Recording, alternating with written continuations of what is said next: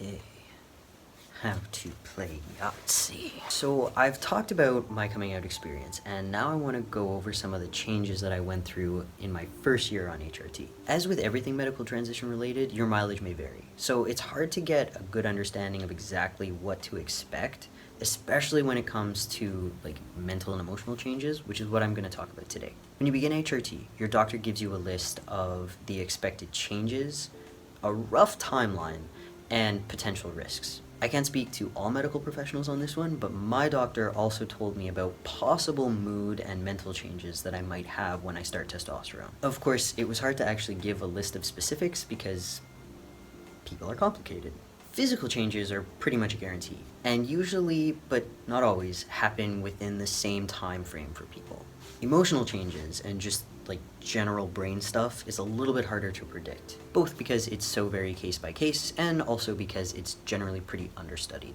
Trans people are just barely at a point where our physical health has a growing body of research surrounding it. Mental health is probably going to take a little while to catch up. This is compounded by what I mentioned in my first video, the fact that trans people are pressured to be extra certain of ourselves, and also that we are surrounded by these narratives of trans misery. It's hard to get into the emotional nuances of the trans experience when expectations are still so incredibly stereotyped. With all of that said, I'm going to talk about the emotional nuances of the trans experience, specifically mine, because I want to. The change in mood after starting T was pretty much immediate, but it's hard to say how much of that was hormonal and how much of that was just the relief of starting HRT. If you watch my video about coming out, you know that I had my fair share of emotional trials, so it's not like I was a vision of stoicism, but overall my moods did level out considerably. Now, I've heard some trans guys, generally the younger ones, talk about how T made them more... I'm gonna bring up Calvin Guerra for a second, and I know he is a controversial figure in the trans community. I personally don't agree with a lot of what he says and how he delivers his critiques, but I've got no personal beef with the guy. I bring him up because when I was early in my transition and I was consuming all of the trans dude YouTube content I could find, I remember him saying something in one of his videos that just kind of jumped out at me. That testosterone basically made him a douchebag. And I want to dig into that a little bit. Hormones absolutely do impact your mood, your feelings, and your behaviors. There's just no way around that. However, I'm kinda iffy on the assertion that T makes you more of an asshole or less in touch with your emotions. I'd venture that for Calvin and guys like him, that particular change has less to do with testosterone and more to do with just being teenage boys. When you're in the developmental phase of kind of crash testing identities as you near adulthood, being a bit of a dick is just kind of one of those go-tos that seems really common in the teenage experience. Even I went through that, and I was a closeted shut-in. I was also running on estrogen at the time. So I think that my own bold douchebaggery had more to do with subconsciously denying my femininity than it had to do with my hormone levels. Testosterone didn't make me an asshole, because I was always an asshole. I'm kidding. I was an empathetic feels machine prior to HRT, and I continue to be an empathetic feels machine after HRT. The changes that you experience on that front likely have a lot more to do with your personality and your preconceived notions about manhood than they do about the introduction of testosterone specifically. I was lucky enough to grow up in a home with a father who was present and incredibly nurturing and loving because that's the way his dad raised him. Between my dad and my grandfather, the two most present male role models in my life embodied kindness and nurturing. So as I came to terms with my identity and began to view myself more as a man, I actually became more attentive to people's feelings and the things that I could do to positively impact them. Because I had the emotional space to do that by virtue of finally being comfortable with myself.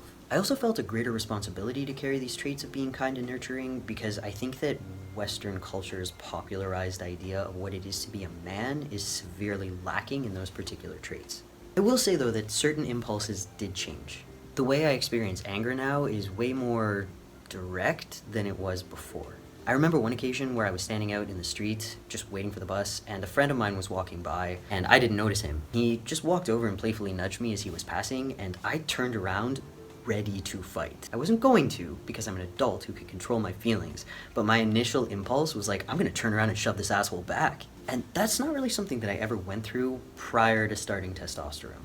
Now, mood changes are things that happen to everyone regardless of gender and hormone levels, but I will say that since starting T, I definitely get just random grumpiness for no reason whatsoever, usually solved by a snack. That's another thing that changed, my relationship with food.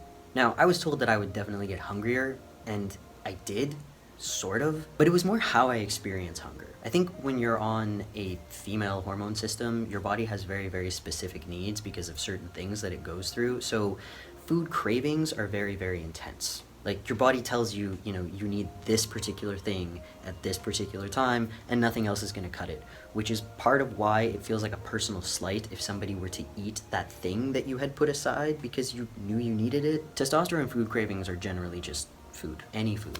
As long as there's a lot of it in my face, I will be happy. So I guess this is to say that my grumpiness is solved with food now that I'm on T, and before, not having the right food is what caused the grumpiness. Basically, don't eat her snacks. Those are her snacks and she needs them. I would say that the only other aggression-related change I noticed was how I experienced cuteness aggression. And I know that sounds silly, but hear me out. You know that feeling you get when you see a puppy or a kitten and you're just like, so cute, just cannot handle it? Before starting T, that sensation was more along the lines of, you're so cute, I have to stop myself from squeezing you. Now it's more of a calculated, I need to locate everything within a 2-kilometer radius of you and hit it. I need to punch everything that could pose a threat to you and your safety, and I will not rest until all the things have been punched. Is it rational? No. That's it. It's not rational. So my relationship with anger changed. How I express my anger also changed. Mostly because I'm very much aware of how men can appear when they're being aggressive. I've been on the other end of that, of being around angry men and just experiencing how threatening it is. So before, I felt a lot more comfortable expressing my anger openly. Now I feel more pressure, mostly from within, to subdue myself, because I'm aware of how it appears, and I'm aware of how particularly the women in my life might interpret it. Moving on. I didn't really experience any of the mood swings that I was told might happen with HRT, but that's not true for everyone. There are people who get a lot of ups and downs, especially when they're first starting and their levels are adjusting. When I started T, I injected 25 milligrams once a week in the first 3 months, and then by the end of the 3rd month went up to 50 milligrams a week. This seemed to work really well for my body as I eased into it without any real hiccups. By about the 4th month, Shark Week stopped plaguing me with its horribleness, and that was a huge mood booster, but I, again, don't know how much of that was because of hormones specifically, and how much of that was because I was just incredibly dysphoric every time it happened. Because I definitely had depressive episodes associated with that whole experience, but hormones, dysphoria, maybe a combination of the two, dysphoria caused by the hormones. I've talked myself into a loop. I'm gonna move on. A specific mental change from T that I definitely wasn't prepared for was its effect on my speech. Not the voice change. I was ready and eager for all of that. In fact, I really hope it continues for a while longer. I can live with where it got to, but I mean that testosterone impacted my articulacy. It wasn't exactly a huge shift, but it was definitely enough to be noticeable. Where I used to have a really easy time communicating my thoughts, I suddenly started to struggle to find words and put them to my feelings. I mean, maybe I'm just getting old. Given that I gay died on my last birthday, the fact that I'm speaking to you from beyond the grave is a testament to my astounding ability to not shut up, but it was still definitely a thing. Semi-related, I've also had to learn how to purposely not talk after spending a lifetime of having to fight to be heard and taken seriously in a lot of conversations. So maybe my impacted capacity to elaborate is actually a good thing. And I'm not saying that more men need to learn how to shut up. I'm saying that more men need to learn how to just close their faces from time to time and let the women around them speak without being interrupted or having their sentences finished for them. Last but not least, crying.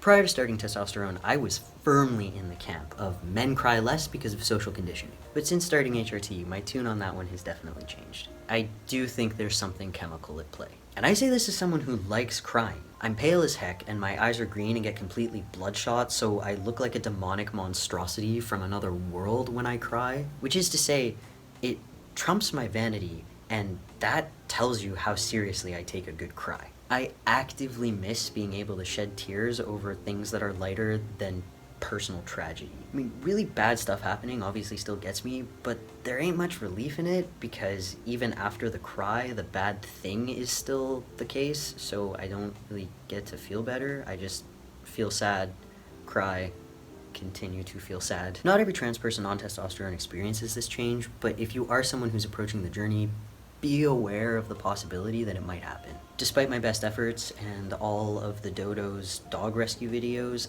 I still can't seem to get past that last little hump of being able to just shed emotions out of my face. It kinda sucks. Maybe it'll level out. Who knows? Maybe I just need to look at different things. Although I don't know, those dog rescue videos, they get me. Like, I feel it in here, I just don't feel it out here. So I'm gonna leave it there for now. If you like this video and you want to see more, please subscribe. If you're financially able and you want to support me on Patreon, I've included the link to my Patreon down in the description section. Eat a vegetable today. If you're feeling saucy, eat 2 vegetables today. And I will see you next time when I plan to talk far too quickly about manhood and the problems therein. Thanks for watching. A specific change from tea that I definitely wasn't prepared for was its